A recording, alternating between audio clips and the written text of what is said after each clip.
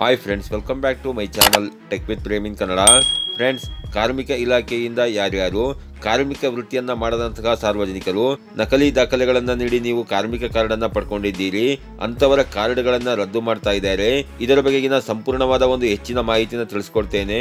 ಅದಕ್ಕಿಂತ ಮುಂಚೆ ನೀವೇನಾದ್ರೂ ನಮ್ಮ ಚಾನಲ್ಗೆ ಹೊಸಬರಾಗಿದ್ರೆ ನಮ್ಮ ಚಾನಲ್ನ ಸಬ್ಸ್ಕ್ರೈಬ್ ಮಾಡಿಕೊಂಡು ಬೆಲ್ ಐಕಾನ್ನ ಕ್ಲಿಕ್ ಮಾಡ್ಕೊಳ್ಳಿ ಫ್ರೆಂಡ್ಸ್. ನಾನು ಹಾಕೋ ಮುಂದಿನ ವಿಡಿಯೋದ ನೋಟಿಫಿಕೇಶನ್ ನಿಮಗೆ ಆ ತಕ್ಷಣ ಬಂದು ಸಿಗುತ್ತೆ ಫ್ರೆಂಡ್ಸ್.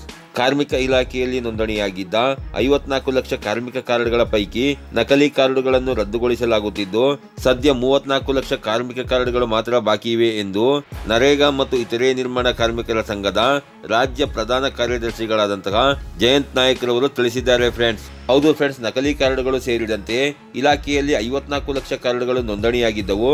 ಅದರಲ್ಲಿ 20 ಲಕ್ಷ ನಕಲಿ ಕಾರ್ಡ್ಗಳನ್ನು ಪತ್ತೆ ಹಚ್ಚಿ ಆ ಕಾರ್ಡುಗಳನ್ನು ರದ್ದುಗೊಳಿಸಲಾಗಿರುತ್ತದೆ. ಈಗ ಸದ್ಯಕ್ಕೆ ಇಲಾಖೆಯಲ್ಲಿ 34 ಲಕ್ಷ ನೋಂದಣಿಯಾಗಿರುವಂತಹ ಕಾರ್ಡ್ಗಳು ಬಾಕಿ ಇರುತ್ತೆ ಫ್ರೆಂಡ್ಸ್. ಬುಧವಾರ ಸುದ್ದಿಗೋಷ್ಠಿಯಲ್ಲಿ ಮಾತನಾಡಿದ ಅವರು, ಸಂತೋಷ್ ಲಾಡ್ ರವರು ಕಾರ್ಮಿಕ ಸಚಿವರಾದ ಬಳಿಕ ಇಲಾಖೆಯಲ್ಲಿ ಮಹತ್ತರ ಬದಲಾವಣೆಗಳಾಗಿವೆ. ಇಲಾಖೆ ಹಾಗೂ ನೈಜ ಕಾರ್ಮಿಕರಿಗೆ ತಲೆನೋವಾಗಿದ್ದ ನಕಲಿ ಕಾರ್ಮಿಕರ ಕಾರ್ಡುಗಳನ್ನು ರದ್ದುಗೊಳಿಸಲಾಗುತ್ತಿದೆ. ಇದರಿಂದ ನೈಜ ಕಾರ್ಮಿಕರಿಗೆ ಸರ್ಕಾರದ ಸೌಲಭ್ಯಗಳು ಸಿಗಲಿವೆ. ಇಲಾಖೆಯಲ್ಲಿ 13,000 ಕೋಟಿ ರು ಅನುದಾನ ಇತ್ತು, ಸದ್ಯ 6,000 ಕೋಟಿ ರು ಇದೆ. ಆದಾಯಕ್ಕಿಂತ ಖರ್ಚು ಹೆಚ್ಚಾಗಿರುವ ಕಾರಣದಿಂದಾಗಿ ನಕಲಿ ಕಾರ್ಡುಗಳನ್ನು ಪತ್ತೆ ಹಚ್ಚಲು ದೊಡ್ಡ ಮಟ್ಟದ ಅಭಿಯಾನ ನಡೆಯುತ್ತಿದೆ. ಈ ಮೊದಲು ಸೇವಾ ಸಿಂಧು ಪೋರ್ಟಲ್ನ ಮುಖಾಂತರ ಕಾರ್ಮಿಕ ಕಾರ್ಡ್ಗಳನ್ನು ನೋಂದಣಿ ಮಾಡಲಾಗುತ್ತಿತ್ತು. ನಕಲಿ ಕಾರ್ಡ್ಗಳ ನೋಂದಣಿಯನ್ನ ತಡೆಯಲಿಕ್ಕೋಸ್ಕರವಾಗಿ ಇಲಾಖೆಯ ವೆಬ್ಸೈಟ್ನಲ್ಲಿಯೇ ಕಾರ್ಡ್ಗಳನ್ನು ನೋಂದಣಿ ಮಾಡಿ ಅವರಿಗೆ ಕಾರ್ಮಿಕ ಕಾರ್ಡ್ಗಳನ್ನು ನೀಡಲಾಗುತ್ತಿದೆ ಅಂತ ಅವರು ಮಾಹಿತಿಯನ್ನು ತಿಳಿಸಿದ್ದಾರೆ ಫ್ರೆಂಡ್ಸ್. ಕಾರ್ಮಿಕರಿಗೆ ಕೌಶಲ ಹಾಗೂ ಭದ್ರತೆಯ ಬಗ್ಗೆ ತರಬೇತಿ ನೀಡಿ ಕಿಟ್ ವಿತರಣೆ ಮಾಡಲಾಗುತ್ತಿದೆ. ಜತೆಗೆ ಹೆಚ್ಚಿನ ಚಿಕಿತ್ಸೆಗೆ 2 ಲಕ್ಷದವರೆಗೆ ಸಹಾಯಧನ ನೀಡಲಾಗುತ್ತಿದೆ. ಇದರೊಂದಿಗೆ ಮದುವೆ ಸಹಾಯಧನ, ಪಿಂಚಣಿ ಯೋಜನೆ, ಅಂತ್ಯ ಸಂಸ್ಕಾರಕ್ಕೆ ನೀಡುವ ಅನುದಾನವನ್ನು ತ್ವರಿತವಾಗಿ ನೀಡಬೇಕು. ಜತೆಗೆ ಕಾರ್ಮಿಕರಿಗೆ ನೀಡುವ ಗೃಹಭಾಗ್ಯ ಯೋಜನೆಯನ್ನು ಶೀಘ್ರದಲ್ಲಿಯೇ ಸಿಗುವಂತೆ ಮಾಡಬೇಕು ಅಂತ ಅವರು ಮಾಹಿತಿಯನ್ನು ತಿಳಿಸಿದ್ದಾರೆ ಫ್ರೆಂಡ್ಸ್. ಹಾಗೆಯೇ ನಕಲಿ ಕಾರ್ಡುಗಳ ಅವಳಿಯಿಂದ ನೈಜ ಕಾರ್ಮಿಕನಿಗೆ ಅನ್ಯಾಯವಾಗುತ್ತಿದೆ. ಕಾರ್ಮಿಕರು ಸಲ್ಲಿಸಿದ ಅರ್ಜಿಯನ್ನು ತಿರಸ್ಕಾರ ಮಾಡಿರುವುದು ಕಾರ್ಮಿಕರಿಗೆ ತಿಳಿಯುತ್ತಿಲ್ಲ. ಈ ಬಗ್ಗೆ ಅರಿವಿಗೆ ಬಂದರೆ ಕಾರ್ಮಿಕರು ಮೇಲ್ಮನವಿ ಸಲ್ಲಿಸಬಹುದು.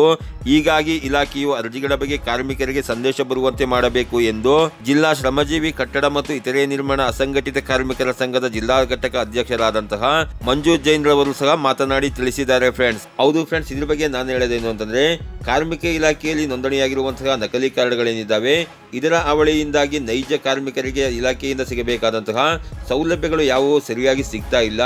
ಯಾರಾದರೂ ನಕಲಿ ಕಾರ್ಮಿಕ ಕಾರ್ಡ್ ಅನ್ನ ಹೊಂದಿದ್ದಲ್ಲಿ ತಮ್ಮ ಹತ್ತಿರದ ಕಾರ್ಮಿಕ ಇಲಾಖೆಗೆ ಅದನ್ನ ಮರಳಿ ಕೊಟ್ಟಲ್ಲಿ ನೈಜ ಕಾರ್ಮಿಕರಿಗೆ ಇಲಾಖೆಯಿಂದ ಸಿಗಬೇಕಾದಂತಹ ಎಲ್ಲಾ ಸೌಲಭ್ಯಗಳು ಸಹ ಸಿಗುತ್ತೆ ಫ್ರೆಂಡ್ಸ್. ಈ ರೀತಿಯ ಒಂದು ಸಣ್ಣ ಮಾಹಿತಿ ಇತ್ತು. ಈ ಮಾಹಿತಿನ ನಾನು ನಿಮಗೆ ತಿಳಿಸ್ಕೊಟ್ಟಿದ್ದೀನಿ.